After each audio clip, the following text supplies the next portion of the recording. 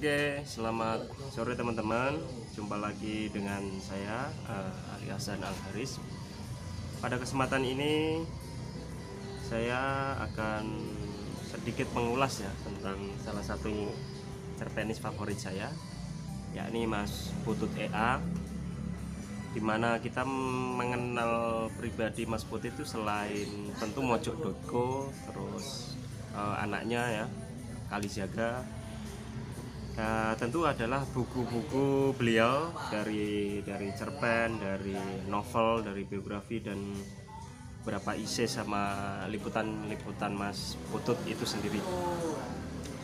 Pertama, mungkin awalnya saya akan cerita tentang persinggungan saya dengan Mas Putut, dimana saya membaca bukunya Mas Putut pertama kali di tahun 2009, yakni buku berjudul Maklar Politik. Saya lupa buku yang saya baca itu terbitan cetakan tahun berapa, cuman yang jelas saya mendapatkan buku itu dari obral buku di salah satu penyelenggaraan di Kota Malang maksudnya. Kesan pertama saat saya membaca buku Maklar Politik itu sendiri mungkin agak bingung ya, dalam arti fase pertumbuhan saya membaca dari SMP ke SMA itu saya jarang menemukan buku-buku cerpen. Terus kalaupun saya pernah membaca cerpen, itu pun tema yang diangkat adalah tema-tema seputar tema-tema umum, dalam arti masih saya pahami di seumuran anak-anak SMP. Nah, berbeda lagi ketika waktu itu 2010 saat saya menggeluti betul, dalam arti saya membaca banyak cerpen, saya menemukan ternyata ada ya orang-orang menulis cerpen yang dia itu mengkritik pemerintah, dia itu bercerita ulang tentang teman-teman sekelilingnya, tentang obrolan-obrolan yang diobrolkan oleh teman-temannya lalu kemudian ditulis kembali. Nah, maksud saya itu adalah dari hal tersebut saya mulai menyukai karya-karyanya Mas Putut itu sendiri. Belum lagi nanti tentu banyak buku ya. Cuman kesan pertama saat saya membaca buku Maklar Politik yaitu terutama saat Mas Putut menyinggung tentang oknum-oknum mahasiswa dan beberapa alumni mahasiswa, organisasi juga, yang menjadi maklar politik, dimana kalau lo nggak pengen GUC ya bayar, kalau lo pengen GUC berarti gue akan buat semacam demo, semacam aksi. Mungkin tahun 2010 saya agak bingung, ternyata ada ya aksi-aksi unjuk rasa itu yang dalam tanda kutip ditunggangin gitu. Kalau ditanya buku-buku karangan Mas Putut apa aja yang saya sukai, tentu banyak ya. Cuman kalau dipaksa menjawab, tentu saya akan menjawab karangannya Mas Putut berjudul Seekor Bebek yang Mati di Pinggir Kali. Buku tersebut itu tipis, saya lupa itu cetakan keberapa. Singkat cerita, yang jelas buku itu sampai hari ini hilang. Nggak tahu, saya pinjamkan ke teman-teman terus akhirnya nggak balik. Itu bukunya tipis, ditulis dari itu kumpulan cerpen yang ditulis Mas Putut. Di dalam cerpen Seekor Bebek yang Mati di Pinggir Kali itu yang masih saya ingat betul saat Mas Putut bercerita tentang maestro sastra Indonesia, yakni almarhum Mbah Pramudia Anantatur, yang dituliskan kembali.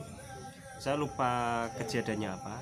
Itu yang pertama. Terus yang kedua tentang bagaimana Mas Putut mengemas imajinasi sebuah pertarungan waktu itu tentang gulat, tentang senjata ya, adu senjata, tembak-tembakan. Cuman ternyata tokoh utama yang dikisahkan ini adalah dia itu entah itu gila, entah dia itu berhayal, dimana dia itu bertarung tembak-tembakan dengan bertemu banyak musuh, tapi yang selama itu ia ceritakan ia sedang berimajinasi di kebun pisang belakang rumahnya. Itu ya. Mungkin saya mohon maaf terlebih dahulu karena saya tipikal orang yang suka membaca tapi lupa detailnya. Cuman kalau kadang ada beberapa teman yang memantik, kamu pernah baca buku ini atau enggak sih? Nah, di titik itulah saya akhirnya ingat gitu. Ada beberapa dari 30, ada kalau nggak salah hampir 14 sampai 15 buku karangan Mas Putut yang sudah terbit. Dan memang saya belum membaca semuanya. Tadi Maklar Politik udah ya, terus Seekor Bebek mati di pinggir kali udah saya singgung. Ada Dilailah tak ingin pulang ke desa, itu salah satu buku yang hari ini sebenarnya sudah nggak naik cetak lagi. Itu sulit saya cari juga, dan saya juga penasaran dengan cerpen-cerpennya itu naskah drama atau apa, saya juga kurang paham ya. Terus buku yang kedua tentang Cinta Tak Pernah Tepat Waktu. Nah, ini adalah saya baru membeli kisaran 6 bulan lalu. Cuman saya membaca buku Cinta Tak Pernah Tepat Waktu itu insya Allah di tahun 2017 ya, mungkin 17 mungkin. Itu saya pinjam dari teman saya Afif. Halo Mas Afif, mungkin Mas Afif nonton video ini. Terima kasih telah meminjamin bukunya Mas Putut ke saya. Respon saya terhadap buku tersebut mungkin apa ya, gila mungkin ya, karena dia itu bisa mengemas itu berbentuk novel. Cuman Mas Putut yang paling keren, dia itu bisa mengemas tentang lagi-lagi cerita tentang perkawanannya dia dari Mas Ega, Mas Mahfud, terus beberapa tokoh utama itu, tentang perjuangan tokoh utama mengejar cinta atau mengutarakan cinta ke, saya lupa nama tokoh utama yang insya Allah kebetulan waktu itu jadi barista. Dan barusan belum ada 1 tahun ternyata Cinta Tak Pernah Tepat Waktu itu ada sequel terbarunya berjudul Cinta Lama. Oke, dan syukur alhamdulillah saya sudah baca Cinta Lama. Bukunya cukup tipis, bercover biru. Kalau bahas Cinta Lama itu adalah sequel dari Cinta Tak Pernah Waktu. Cuman kejadiannya itu tiba-tiba si tokoh utama ini itu bertemu dengan si gadis ini di lobby hotel atau di resto hotel, atau mungkin di kafenya lah, dimana tokoh utama ini ngobrol cerita tentang masa-masa percintaannya dulu. Dan yang paling menyentuh hati adalah dimana tokoh utama ini yang diceritakan Mas Putut itu bertemu dengan cinta, entah mungkin cinta pertama atau apa, di lobi hotel, rokok, minum cappuccino. Setelah selesai pertemuan, ternyata si tokoh utama ini kembali ke kamar hotel menemui anak dan istrinya. Dan itu gila kan, dalam arti jancuk beneran gitu loh. Kok bisa Mas Putut membuat imajinasi seperti itu dan masuk gitu loh. Ada buku-buku lain seperti yang terakhir itu kalau nggak salah Seekor Lelaki Yang Keluar Dari Rumah. Itu terdiri ada beberapa bab, cuman salah satu teknik dalam membacanya adalah kita harus membaca dari lo mau mana, lo ganjil dulu atau genap terlebih dahulu. Mungkin bagi sebagian orang yang pembaca mainstream, dimana saat kita membaca buku itu kan biasanya ya wis dari halaman awal sampai dengan akhir, terlebih novel kan. Dan itu teknik itu nggak mungkin kita lakukan saat membaca Seekor Lelaki Yang Keluar Dari Rumah. Bukunya cukup tebal, terbitan Mojok juga. Membaca itu dari genap itu tentang sebuah kisah seorang bapak ya, tentang seorang kepala keluarga. Di bab ganjil, Mas Putut lebih menekankan ke rasa putus asa si tokoh utama ini. Posisi dia memiliki anak dan istri, cuman posisi hidupnya selalu gagal, pesimis,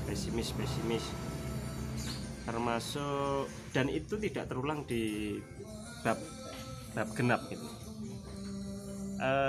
Cuman yang menarik dari buku tersebut adalah dimana Mas Putut menceritakan tentang sosok almarhum Cak Rusdi Madhari, dan bagi itu sangat berkesan sekali, dimana Mas Putut lagi-lagi ya, dalam beberapa karyanya, dan saya pernah membaca juga, ternyata Cak Rus ini adalah alumni salah satu perguruan tinggi swasta di Kota Malang juga. Tidak sempat lulus karena di DO, sebab waktu itu temannya mabuk-mabukan di rumah kontrakannya. Terus ya namanya mungkin anak muda zaman dulu ya, mabuk atau yang, dan di saat almarhum Cak Rus ini mabuk sampai teler, temannya ini membawa perempuan ke kontrakan. Akhirnya banyak warga yang grebek ya, termasuk Cak Rus ikut grebek juga, dan akhirnya lah situ timbullah ada wartawan yang memberitakan tidak sebagaimana mestinya. Akhirnya dari sana Cak Rus bertekad untuk, saya akan jadi wartawan dan saya akan menceritakan atau memberitakan sebagaimana mestinya, dalam arti ya kejadiannya apa, gue akan nulis seperti itu, tidak banyak memframing, tidak banyak apalagi menulis dengan metode ABS ya, asal bos senang, jadi beres by order. Alhamdulillah di Malang saya itu mengenal beberapa kontributor mojok ya. Dulu yang saya ingat awal-awal di ulang tahun kedua mojok itu kan ada di Malang. Waktu itu di kafe, di Komika Cafe. Waktu itu ada Mas Jepri Sabri sama Mbak Indah Ciptaningwedi. Lah kebetulan Mbak Indah itu senior saya di kampus gitu.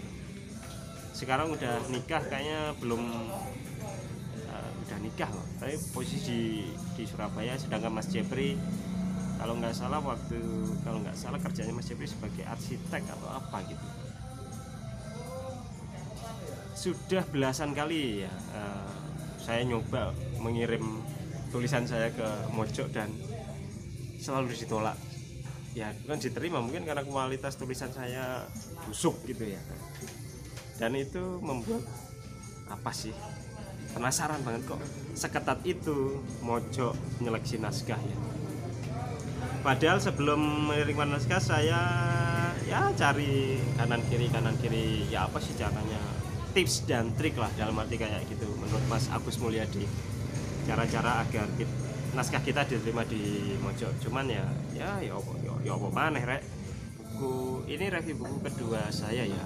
Yang pertama sekedar kenalan, insya Allah di review buku kedua nggak tahu lah, rencana saya mau mereview buku Lapar karangan Knut Hamsun ya, terbitan Yayasan Obor ya. Semoga dalam minggu ini bisa mereviewnya lah. Mengapa kok saya harus membuat video, mengapa kok kita itu harus buat video contohnya, atau mengapa kita setiap hari harus menulis, mengapa kita setiap hari harus membuat resensi dan lain-lain, atau mungkin hal-hal lain. Cuman di titik poin ini saya ingin menitik beratkan bahwasanya dalam setiap hari kita harus memiliki minimal satu karya. Mengapa kok begini? Mungkin ada yang beranggapan dengan saya membuat, atau mungkin teman-teman ya, dengan membuat video di YouTube goalnya nanti AdSense gitu. Apakah itu salah? Enggak, karena kebetulan blog saya sudah masuk AdSense, cuman belum bisa dimonetize. Maksud saya berbicara seperti ini adalah substansinya adalah karya. Seperti Kang Sule waktu diwawancari sama Om Deddy Corbuzier di podcastnya, Mas Sule itu mengatakan tiap hari itu memiliki satu karya. Terserah ini karya saya mau diakuin sama orang lain, mau dibeli atau orang lain, nggak ngurus bahasanya. Yang penting tiap hari saya harus memiliki satu karya, karena ya orang hidup itu memang harus berkarya gitu. seperti mungkin tagline kayak seperti iman, ilmu, dan amal. Oke, setelah kita mengimani, kita harus menggali keilmuan itu sendiri, terus belajar, terus sinau bareng. Setelah kita dapat sharing, cobalah kita shortcut beberapa ilmu yang kita dapatkan dan kita amalkan. Nah, cara mengamalkan itu salah satunya ya dengan membuat karya itu sendiri, entah berupa buku, entah berupa teknologi. Itu adalah bentuk dari iman, ilmu, amal itu sendiri. Oke. Sekian dari saya. Selamat sore, terima kasih. Assalamualaikum warahmatullahi wabarakatuh.